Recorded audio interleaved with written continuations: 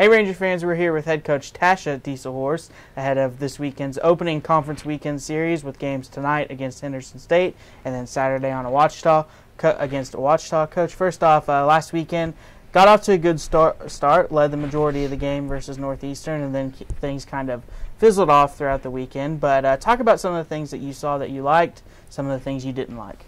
Yeah, Friday against Northeastern, I felt like we played good for about 35 minutes, and just those last 5 minutes kind of got us. So there were some good things from that game that we took that we can build on. We definitely, I think, some of our freshmen kind of settled in after our first exhibition game, kind of figured some stuff out. So it was good to see them get a little bit more experience and settle into what we're doing. Saturday was a different story. We just couldn't get any kind of rhythm going. A lot of that to UCO, and their height caused us a lot of problems. Couldn't get the ball to go in at all. So hopefully being home this weekend, we're looking forward to being a little bit more relaxed and having a home court advantage for some of these younger kids to kind of relax and be able to play. Good, and one of the things we talked about was that youth that you mentioned, and what kind of process is it, and how difficult is it to do exactly what you just said and get them, all the young players that we have, to calm down, play together, go through the things just like they're going through at practice when the lights are on against these tough opponents that they're. I wish there was a button to push to get them there, but unfortunately, I think it's just experience. You know, they're going to have to be in situations. You know, I expect them to grow with each game, and that's my goal for them. Is just for them to grow and to become more experienced with each game, and we also have to treat practices like games, so that way there's got to be pressure in practice, so that way when they get in a game experience that they're not shell-shocked. Okay. And then looking down the stat sheet, you know, a lot of different players coming off the bench, a lot of different players coming off the bench at different times. Same thing we saw last year with the team last year. You know, it takes a while to get a lineup set and a rotation set.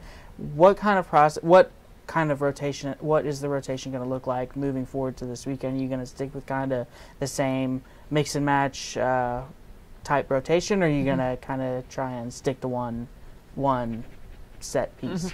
You know, I think we're still trying to find that rotation. We're looking for some kids to step up and really solidify a spot, and I don't know if we have but a few that have done that. So there are definitely some open positions that we're still looking for. Hey, who can fill this role? And that's where kids have to just take advantage of an opportunity and, like I said, solidify themselves by their performance out there. So we're still kind of looking for a rotation, and hopefully maybe this weekend at home we'll find it. And then Jay Jones, as advertised, came in, looks calm, cool, and collected, as she did at SWASU, as she did for you at Pond Creek Hunter. Talk about just the impact she makes and the impact she's going to make this weekend against two teams that are known, quite frankly, for their guard play. Yeah, you know, she's probably the most experienced player we have on our team, so we expect her to lead in that way every single night. She's one that we do expect to be consistent. She's one that can score, but she also facilitates about everything we do. She gets players involved around her, so we expect her to just do that this weekend. We expect her to lead. She's familiar with the conference. We expect her to kind of help settle down some of those ones that are around her, and she's done a good job of that, and we just expect her to keep continuing to do that. Good. And then two tough opponents, like I just mentioned this weekend, two traditionally strong teams within the conference, a lot of experience on both sides. What are going to be some keys to victory this weekend? I think with Henderson, you know, they have their whole entire starting lineup returning, so you know they've got their core group back, so they're going to be comfortable. They're going to be a team that's played well together.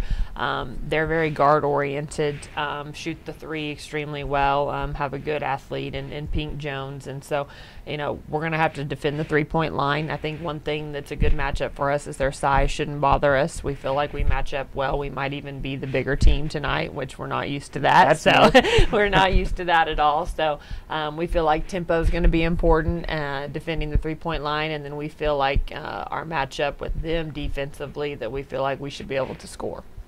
Good. And then moving towards Ouachita on Saturday. Ouachita still has you know, several girls returning, a good core group back. They're a little different in Henderson, whereas they're kind of a larger team that kind of go into their post a little bit more. But again, I feel like our matchup is good. It'll kind of be a switch of things, not dealing with as many shooters as a Ouachita, but more size. So again, we feel like we'll be able to do some things defensively to kind of combat that. And offensively, we feel like we've got a really good matchup against them. Good.